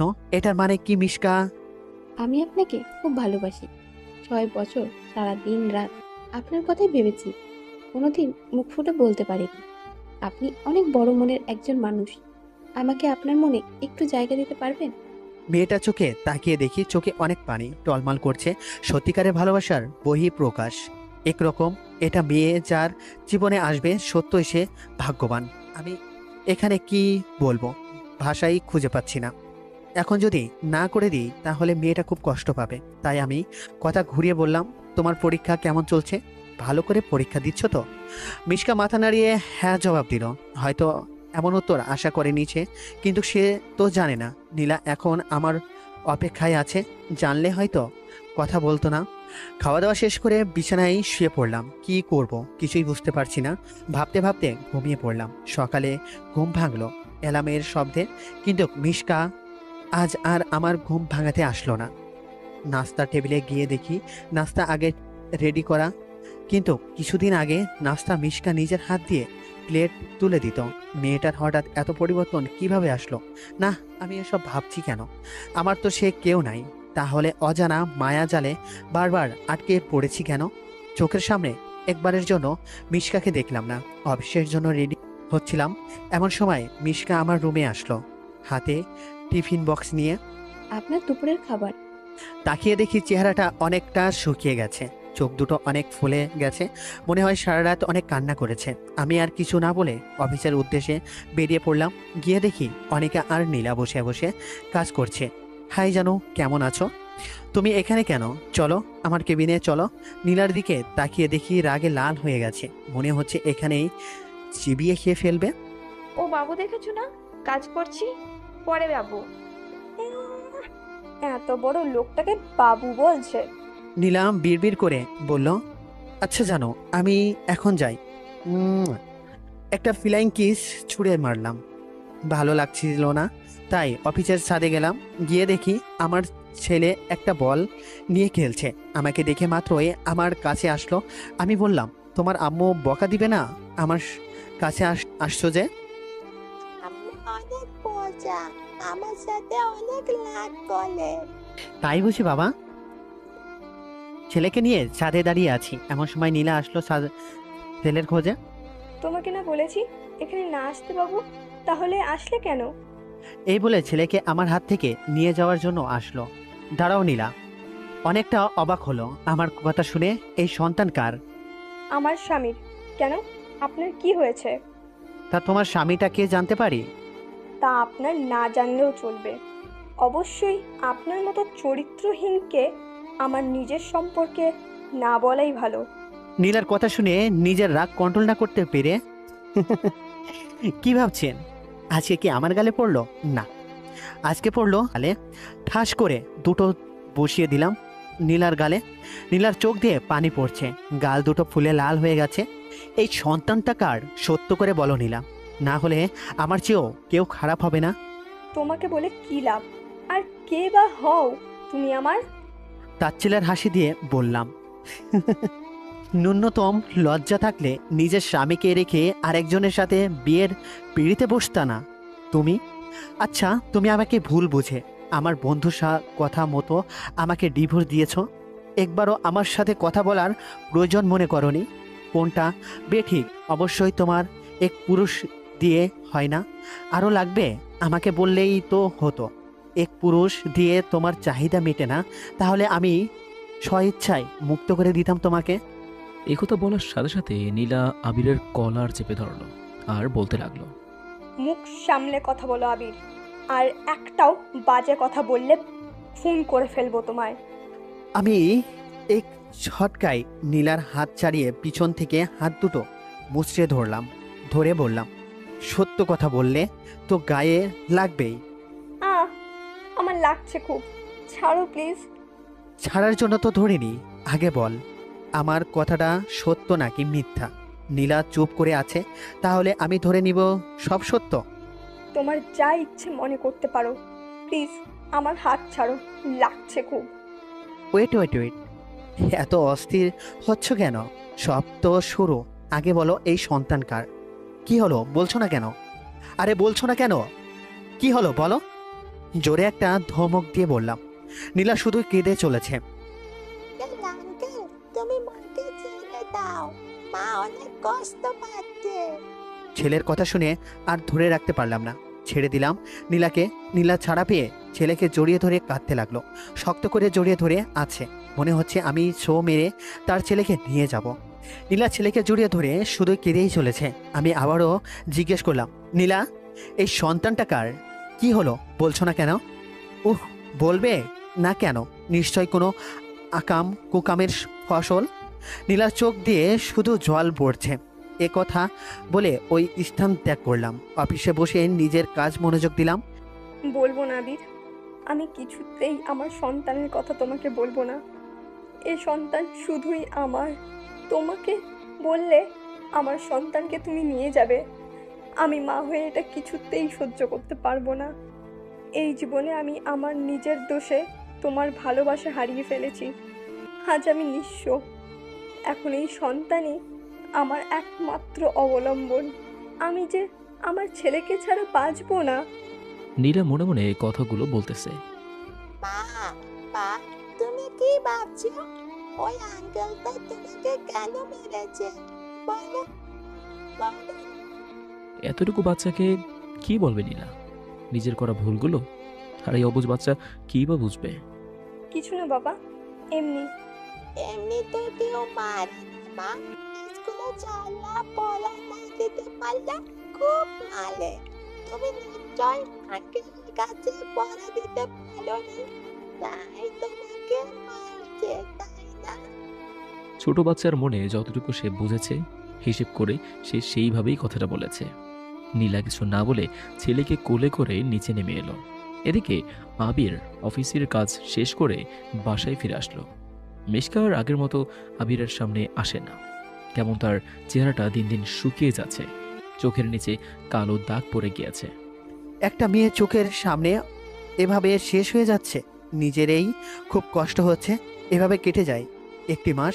এই এক মাসে আমি নীলাকে যথেষ্ট অবহেলা করেছি। এমন কোনো দিন নেই যে নীলাকে আমি কাঁদাই দিই। অনিকার সাথে প্রতিনিয়ত প্রেমের অভিনয় করে গেছি। নীলা এতে খুব কষ্ট পেয়েছে, আর আমিও পেয়েছি নীলার কষ্ট। অফিস শেষে আজ তাড়াতাড়ি বাসায় আসলাম। এসে দেখি আন্টি কাঁদছে। আমি জিজ্ঞেস করলাম, কি হয়েছে আন্টি?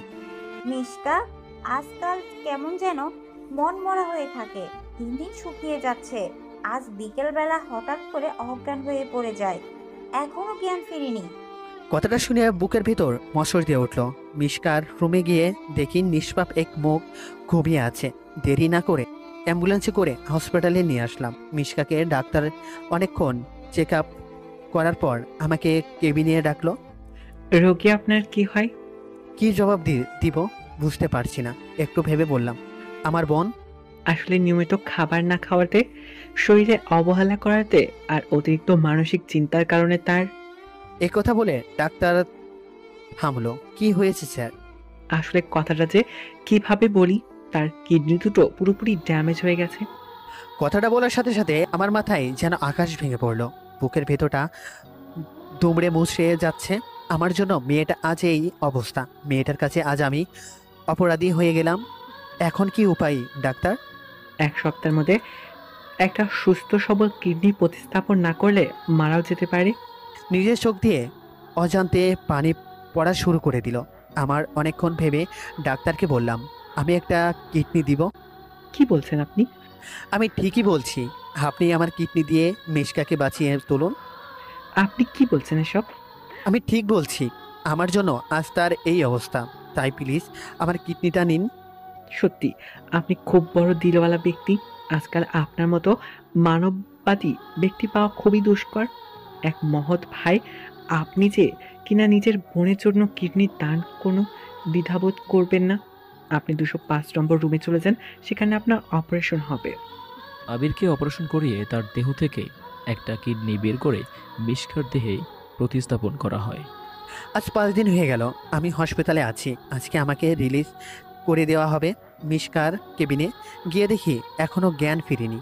তার মাথায় হাসতে করে হাত বুলিয়ে বললাম, আমায় ক্ষমা করে দিও মিশকা, আমি তোমার ভালোবাসার যোগ্য নই। একটা নার্সকে ডেকে একটা কাগজ আর কলম আনিয়ে নিলাম আর মিশকার উদ্দেশ্য একটা চিঠি লিখলাম। প্রিয় মিশকা, শুরুতেই ক্ষমা চেয়ে নিচ্ছি। আমি তোমার উপর অনেক জুলুম করে ফেলেছি। তোমার ভালোবাসাকে আমি অবহেলা করেছি, বুঝতে পারিনি তোমার ভালোবাসা। দয়া করে আমাকে ক্ষমা করে দিও। তুমি বলেছ আমার মনটা অনেক বড়, কিন্তু বিশ্বাস করো এই বড় মনে শুধু আমার কষ্ট ছাড়া আর কিছুই নেই। তোমাকে কোনো দিন ভালোবাসতে পারিনি, তাই ভালোবাসার স্বরূপ আমার নিজের একটা কিডনি তোমার দেহে দিয়ে দিলাম। এটা ছাড়া আমি কিছুই দিতে পারিনি। যতদিন বাঁচবা আমার এই সামান্য উপহারটা তোমার সাথে থাকবে। এটা কি ভালোবাসা নয়? তোমার সামনে আসতে আমার প্রচুর সংকোচ হয়, তাই আজ থেকে তোমাদের ছেড়ে চলে যাচ্ছি আমি। আন্টি বলিও আমাকে যাতে ক্ষমা করে দেয়। ইতি, তোমার প্রিয় আবির ভাই। চিঠিটা নার্সকে দিয়ে আসলাম আর বলে এসেছি মিশকাকে যেন এটা দিয়ে দেয়। আজ আন্টির কাছ থেকেও বিচ্ছিন্ন হয়ে গেলাম। আমি একটা নতুন বাসা নিয়েছি। 2 দিন রেস্ট নেওয়ার পর অফিসে গেলাম। গিয়ে দেখি নীলা আজ আসেনি। অনেকটা অবাক হলাম। অফিস শেষে বাসায় এসে শুয়ে পড়লাম। পরের দিন সকালে ভাবছি নীলা কেন অফিস আসেনি। না, আজ আমার ছেলেকে আবার কাছে নিয়ে আসবই। ওকে ছাড়া আমার একা একা ভালো লাগে না। অনিকাকে ফোন দিয়ে ওর কাছে থেকে নীলার বাসার ঠিকানা নিলাম।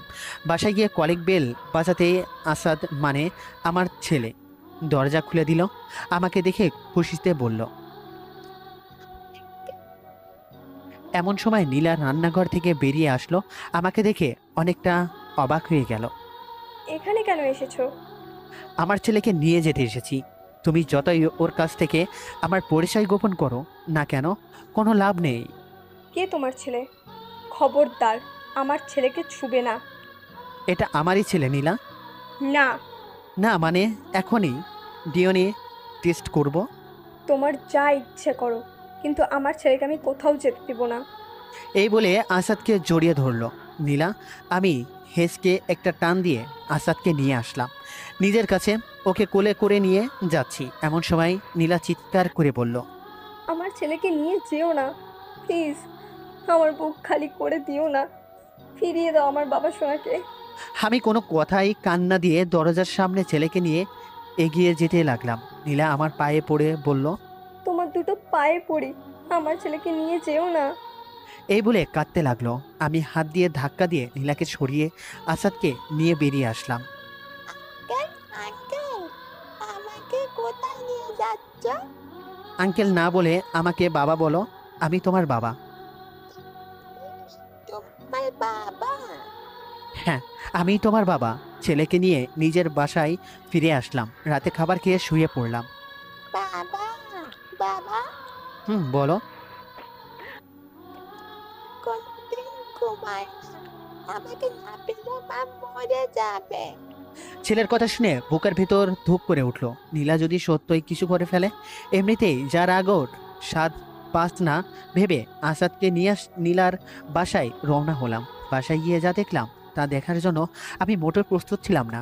দরজা খুলে ভিতর প্রবেশ করতেই দেখি নীলা মেঝেতে পড়ে আছে। কপাল ফেটে একটু রক্ত বের হয়েছে। হাত দিয়ে রক্ত পড়ছে। সম্ভবত শিরা কাটার চেষ্টা করেছে। ও দেরি না করে তাড়াতাড়ি কোলে তুলে নিয়ে বিছানায় শুইয়ে দিলাম। নীলাকে কপালে হাত দিয়ে দেখি প্রচুর জ্বরে গা পুড়ে যাচ্ছে। সারা রাত মাথায় জল পড়তে দিলাম। নিজের হাতে বাসায় রান্না করেছি, নীলাকে নিজের হাতে খাইয়ে দিলাম। আজ 6 বছর পর নীলার এতটা কাছে আসার সুযোগ পেলাম আমি। তাই অন্যরকম একটা ভালো লাগার কাজ করছে মনের ভিতর। কিন্তু নীলার এখনও জ্বর কমেনি। রাতে নীলার মাথার কাছে বসে আছি, এমন সময় জ্বরের ঘোরে নীলা বলে উঠল, আবির, আমাকে ছেড়ে চলে যাবে না তো? আমাকে ক্ষমা করে দাও। আমি ক্ষমার অযোগ্য জানি। তুমি চুপচাপ শুয়ে থাকো তো, জ্বর ঘোরে কি যা তা বলছো। এ কথা বলে উঠে যাব এমন সময় নীলা আমার হাত ধরে এক ঝাটকায় নীলার মুখের সামনে আমার মুখ নিয়ে এলো। নীলা আমার কলার চেপে ধরে আছে, ওর নিঃশ্বাস আমার মুখের উপর পড়ছে। একদম খুব কাছে অবস্থান করছি আমি, আর বলতে নীলা বলতে লাগলো, আর কত কষ্ট দিবে আমাকে বলো আবির, বলো। তুমি যখন অন্য মেয়ের সাথে হেসে খেলে কথা বলো, আমার প্রচুর কষ্ট হয়, মনে হয় মরে যাই। আমি জানি তুমি এখনো বিয়ে করোনি, আমাকে খুব ভালোবাসো, এটাও আমি জানি। তোমার জীবনে অন্য কাউকে আপন করে নেওয়ার আগে যাতে আমাকে মেরে ফেলো, আমি এই জীবন আর রাখতে চাই না আবির। কষ্ট তোমার থেকে আমি বেশি পাচ্ছি। তোমার জীবনে নতুন কেউ আসলে আমি সহ্য করতে পারবো না। জানি তুমি আনিকাকে বিয়ে করবে। ওই দিন যখন তুমি আনিকাকে আমার সামনে বিয়ের প্রস্তাব দিয়েছিলে, জানো ওই দিন আমি আত্মহত্যা করতে গিয়েছিলাম শুধুমাত্র আমার ছেলের কথা ভেবে, আর করিনি। এই বলে নীলা চোখের জল ফেলতে লাগলো। আমাকে শক্ত করে নিজের বুকের সাথে জড়িয়ে আছে সে, আমি আর ছাড়াতে পারলাম না। হয়তো জ্বরের ঘরে এইসব বলছে, এসব ভাবতে ভাবতে কখন যে ঘুমিয়ে গেছি টেরই পাইনি। সকালে ঘুম ভেঙে দেখি যে নীলা আগের মতো আমাকে জড়িয়ে শুয়ে আছে। নীলার থেকে নিজেকে ছাড়িয়ে ওর কপালে হাত দিয়ে দেখি এখন জ্বর নেই। একটা নিস্তর নিঃশ্বাস ফেললাম। নীলাকে না ডেকে ফ্রেশ হয়ে অফিস চলে গেলাম। সন্ধ্যায় নীলার বাসায় আসলাম। নীলার কোনো কথাবার্তা নেই, চুপচাপ আমাকে খাবার বেড়ে দিচ্ছে। আমি খেয়ে দিয়ে ছেলেকে আদর করে চলে আসব, এমন সময় নীলার ডাক। আবির, জি বলো নীলা। তোমার কাছে একটা জিনিস চাইবো, দিবে? ধরে নাও আমার জীবনে এটা শেষ ইচ্ছে। মনের ভিতর অলট পালট হয়ে যাচ্ছে। কথাটা শোনার পর থেকে চাপা কষ্ট জবাব দিলাম, কি জিনিস? একটা রাত, শুধু একটা রাত তোমার কাছে স্ত্রীর অধিকারটুকু চাই। জীবনে আর কিচ্ছু চাইবো না, শুধু একটা রাত চাই। কি বলছো এসব? তোমার মাথা ঠিক আছে তো? প্লিজ না করো না, আমার এই অপূর্ণ ইচ্ছেটা পূরণ করো তুমি। এই বলে নীলা আমার দিকে এগিয়ে আসলো। আমার পায়ের উপর পা দিয়ে আমাকে জড়িয়ে ধরে ঠোঁটে ঠোঁট মিশিয়ে দিল। আমিও নিজেকে আর কন্ট্রোল করতে পারলাম না। সারা রাত নীলা নিজেকে আমার কাছে বিলিয়ে করে দিয়েছে। আমিও তাকে ভালোবাসা দিয়ে ভরিয়ে দিই। সকালবেলা ঘুম থেকে উঠে দেখি নীলা নেই। রাতের ঘটনা মনে করতেই নিজের উপর রাগ আর ঘৃণা হচ্ছে। কিন্তু নীলাও নেই, আমার ছেলেটাও নেই। বাসায় তন্ন তন্ন করে খুঁজলাম, কিন্তু কোথাও নেই। গেলটা কোথায় ওরা? আমার মনে হচ্ছে নীলাকে আমি হারিয়ে ফেলেছি। আমার নিঃশ্বাস বন্ধ হয়ে আসছে, মনে হচ্ছে দম বন্ধ হয়ে এখনই মারা যাব আমি। অফিসে খোঁজ নিয়ে জানতে পারলাম যে নীলা চাকরি ছেড়ে চলে গেছে, কিন্তু ও গেলটা কোথায়? ওর বাবার বাসায় যায়নি তো? আবার দেরি না করে যত ভয় আছে সব কাটিয়ে রওনা দিলাম নীলার বাবার বাসায়। কিন্তু সেখানে গিয়ে বড় ধাক্কা খেলাম। বাসায় তালা মারা, কেউ নেই। মনে হচ্ছে এখানে কেউ থাকে না। এক বুক হতাশা নিয়ে ফিরে আসলাম বাসায়। এইভাবে এক সপ্তাহ কেটে যায়, নীলার কোনো খোঁজ খবরই নেই। অনিকাকে ফোন দিয়ে বলতেই সে বলল, গতকাল নীলা ম্যাডামকে দেখেছি ছেলেকে নিয়ে শপিং মলে কেনাকাটা করতে। শপিং মলের ঠিকানা নিয়ে চলে গেলাম। সেখানে ম্যানেজারকে জিজ্ঞেস করলাম, গতকাল একজন মহিলা আসছিল এখানে কেনাকাটা করতে, হাতে একটা বাচ্চা ছেলেকে নিয়ে। হ্যাঁ এসেছিল তো। আল্লাহর দরবারে শুকরিয়া আদায় করলাম, কিন্তু কোথায় গেছে আপনি বলতে পারেন? দেখুন আমাদের এখানে অনেকেই আসে যায়, আমাদের এত কিছু মনে থাকে নাকি? তাকিয়ে দেখলাম যে ক্যাম্পেইন অফার 2019। ম্যানেজারকে জিজ্ঞেস করলাম, এটা কিসের অফার? যারা 2000 টাকার উপরে কেনাকাটা করে তাদের জন্য এটা একটা লটারি আয়োজন করা হয়েছে। ম্যানেজারের হাতে 1000 টাকার একটা নোট গুজে দিয়ে বললাম, ঈশ্বর জাহান নীলা এই নামে কাউকে দিয়েছেন নাকি? লটারির টিকিট একটু চেক করে দেখুন তো, আর আমাকে তার ডিটেইলস দিন। ম্যানেজার ল্যাপটপে চেক করে বলল, হ্যাঁ গতকাল তিনি এই টিকিট পেয়েছেন। দেরি না করে ফোন নাম্বারটা নিয়ে নিলাম। এখন যদি ফোন দিই আমার গলার আওয়াজ শুনলেই ফোন কেটে দিবে। তাই অনিকাকে ফোন দিয়ে নাম্বারটা বললাম, দেখো তো অনিকা এই নাম্বারটার লোকেশন বের করা যায় কিনা নাকি। কিছুক্ষণ পর অনিকা জানালো, মিরপুর 7 নম্বরে বর্তমানে অবস্থান করছে। অনিকা আমাকে লোকেশন ট্যাগ দিয়ে দিল। আমি ওই ট্র্যাক ইউজ করে পৌঁছে গেলাম কাঙ্ক্ষিত ঠিকানায়। একটা বাড়ির সামনে আসলাম। বাড়িটা খুবই সাধারণ। ভেতরে প্রবেশ করে দরজা নাড়ালাম। নীলার মা দরজা খুলে, মানে আমার শাশুড়ি দরজা খুলে দিল। আমাকে দেখে ভূত দেখার মতো চমকে উঠল। নীলার মা ভাবতেই পারেনি হয়তো আমাকে দেখতে পারবে এইভাবে। আরে আবির বাবা যে, ভিতরে আসো, কেমন আছো? অনেক কথা বললেন তিনি এবং নিজের ভুলের জন্য ক্ষমাও চাইলেন। নীলার বাবা এবং ভাই আমাকে দেখে বুকে জড়িয়ে নিল, বারবার ক্ষমা চাচ্ছেন। নীলার বাবা আমাকে জড়িয়ে ধরে কেঁদেই দিল। আমিও চোখের পানি আটকে রাখতে পারিনি। সবশেষে নীলা রুমে গেলাম। নীলা বসে বসে ফোন টিপছে। আমি আস্তে আস্তে গিয়ে পিছন থেকে জড়িয়ে ধরলাম নীলাকে। তুমি এখানে কেন এসেছো? যাও, চলে যাও, গো। বাহারে, আমি আমার বউয়ের বাড়িতে আসছি। আমি কারোর বউ নই, তুমি চলে যাও। আনিকা না হলে খুব কষ্ট পাবে। নীলা আমার থেকে ছাড়া পাওয়ার জন্য চেষ্টা করছে, আর আমিও আরো শক্ত করে জড়িয়ে ধরে আছি। ছাড়ো বলছি, ছাড়ো। নিজের বউকে ধরেছি, ছাড়বো কেন? আমি তোমার বউ নই, কেউ না আমি তোমার। আচ্ছা, যদি কেউ না হও তাহলে ওই দিন রাতে আমি তোমার কে ছিলাম? নিজেকে যে আমার কাছে বিলিয়ে দিয়েছ। নীলার মুখে কোনো কথা নেই, চোখ জোড়া টলমল করছে তার। বলো নীলা, ওই দিন আমি তোমার কে ছিলাম? জানি তুমি বলতে পারবে না, কারণ সত্য সবার মুখ দিয়ে বের হয় না। নীলা আমার দিকে অসহায় দৃষ্টিতে তাকালো। শুধুমাত্র সামান্য ভুল বোঝার কারণে আজ আমাদের এই পরিণতি, সম্পর্ক ভাঙনের পথে। কিন্তু নীলা, একবারের জন্য কি আমাকে বিশ্বাস করতে পারোনি? নাকি তোমার ব্যর্থতা? নীলা ফুপিয়ে ফুপিয়ে কাঁদছে, চোখের জল মুছে দিতেই আমাকে জড়িয়ে ধরে কেঁদেও চলছে। সে আমাকে অনেক শক্ত করে জড়িয়ে আছে, মনে হচ্ছে আমাকে কেউ ছিনিয়ে নিয়ে যাবে। আমাকে ক্ষমা করে দাও আবির। তুমি ক্ষমা না করলে আল্লাহ আমার উপর নারাজ হবে। আমি নিজের স্বামীকে অনেক কষ্ট দিয়েছি। এই বলে আবার কাঁদতে লাগলো নীলা। আমি চোখের জল মুছে দিয়ে বললাম, পাগলি, তো এতে ক্ষমা চাওয়ার কি আছে? তোমার আবির তোমার উপর কোনো রাগ করেনি, তোমার উপর অসন্তুষ্ট হয়নি। এমন সময় আমার ছেলেটা আসলো। মাকে আদর করবে, আমাকে করবে না? ছেলেকে কোলে নিয়ে বসে আছি। নীলা আমাকে জড়িয়ে ধরে আছে, ছাড়ার কোনো নাম নিশানাও নেই। হয়তো আর ছাড়বেও না, সারা জীবন এভাবে আগলে রাখবে।